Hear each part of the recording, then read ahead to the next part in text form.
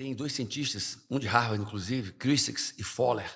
Eles mostram que aonde nós estivermos, nós tendemos a ser a média do lugar que nós estamos. Certo. Nós tendemos a nos parecer com o lugar que nós estamos.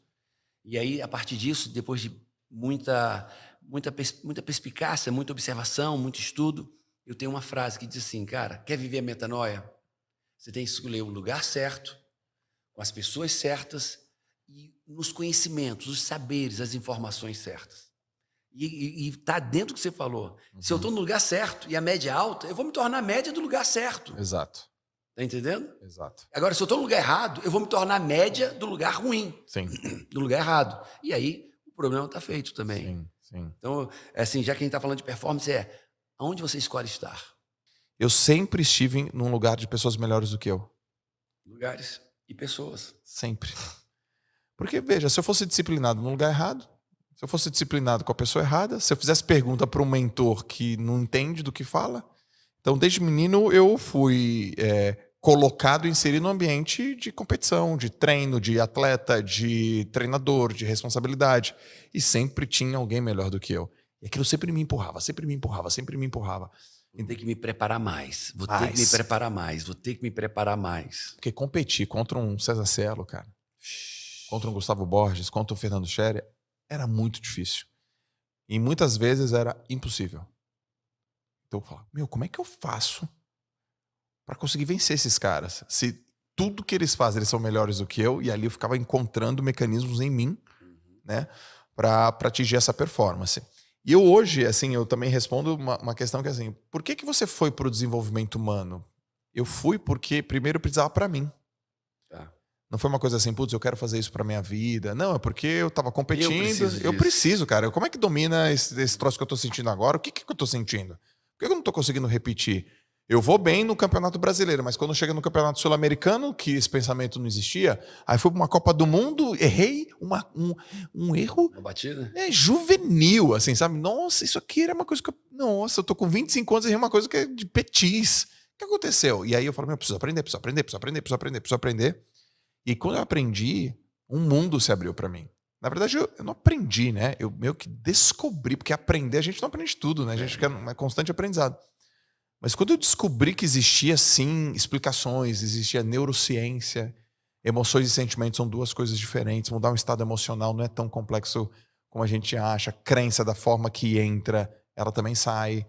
A gente fica sofrendo, por exemplo, décadas por uma coisa que a gente poderia resolver mais rapidamente. Eu falei, poxa, aí eu me apaixonei por aquilo, comecei a estudar para mim, só que eu sou formado em educação física, então eu dava treino de natação. E o meu pensamento era, se eu que sou high performance, sofro isso, imagina essa molecada. Vou ensinar os meninos. E aí comecei a ensinar atletas, amei, os resultados vinham. Mas funciona, o que eu sei funciona. Funciona. Aí eu comecei e falei, por que os moleques têm isso aqui? Por que essa crença? Crença pai. Eu vou falar agora com pai. Eu vou falar com pai de atleta. E o que faz o menino performar e o outro não performar? Se esse que não está performando tem potencial físico de velocidade para performar, por que esse que... que é isso, né? Deixa eu entender isso. Deixa eu entender. E aí o cara tá preparado. O que é uma influência de uma frase na hora errada, da pessoa errada no lugar errado? Para a pessoa certa. Isso pode acontecer demais. E eu fiquei fanático por aquilo. E eu comecei a estudar. Aí eu fui abrindo, Paulo. Falei, putz, mas se isso acontece no esporte, na natação acontece nos esportes. Se acontece nos esportes. Se acontece nos esportes, acontece na vida. E aí foi aí que eu fui abrindo e fui putz, eu fui me redescobrindo, promovendo, defendendo. E eu tenho uma característica que eu considero ela um ponto forte, né? Eu tô aberto a sempre aprender e eu tô aberto a mudar de opinião.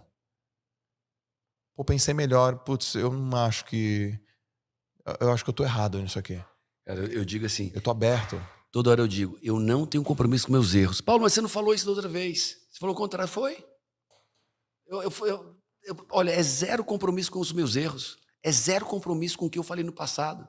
Eu não vou mentir, dizer que eu falei, não falei. Mas dizer que eu errei, dizer que o que eu falei no passado não funciona mais, está ultrapassado, não é eficaz, é zero.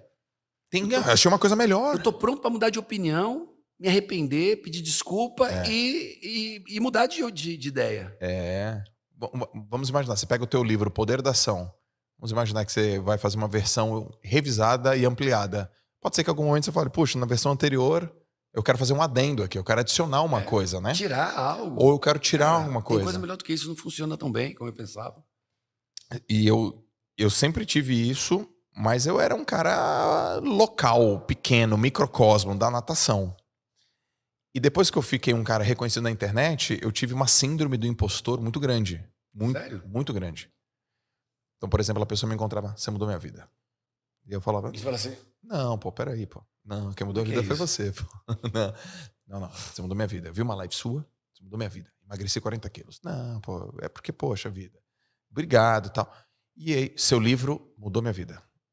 Meu livro, como que, né, aquela página lá pode ter mudado a tua vida? E eu fiquei uns belos anos assim.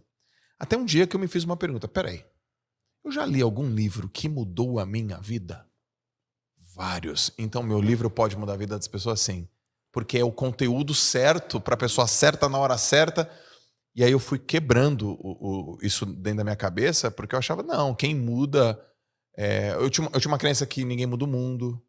Não, ninguém muda o mundo. As pessoas não mudam. Não, o mundo é feito de pessoas e as pessoas mudam o mundo sim.